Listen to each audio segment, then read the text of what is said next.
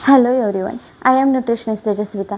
नुकतंच शेफाली जरीवाला यांचं निधन झालेलं आहे आणि असं निदर्शनास आलेलं आहे की त्यांनी दिवसभर उपास केलेला असल्यामुळे त्यांचा BP लो झाला आणि त्याच्यामुळे त्यांना कार्डियाक अरेस्ट आला. बऱ्याच महिला डाएटच्या नावाने काहीही खात नाही किंवा दिवसभर उपास असल्यामुळे पण काहीही खात नाही. ज्यावेळेस त्यांना कसं तरी व्हायला लागतं, ज्यावेळेस त्यांना चक्कर यायला लागतं, त्यावेळेस ते अन्न घेतात. पण अन्न घेतल्यानंतर त्याचं एनर्जीमध्ये कन्वर्ट व्हायला खूप वेळ लागतो आणि त्याच्यामुळे खूप उशीर झालेला असतो. एक गोष्ट लक्षात ठेवायची की आयुष्याला वन्स मोर नाही. त्याच्यामुळे कसं तरी व्हायला लागल्यानंतर काय करायचं, मी एक सोपा उपाय सांगणार आहे. इलेक्ट्रो पावडरचं पॅकेट तुम्ही कायम घरात ठेवायचं आहे.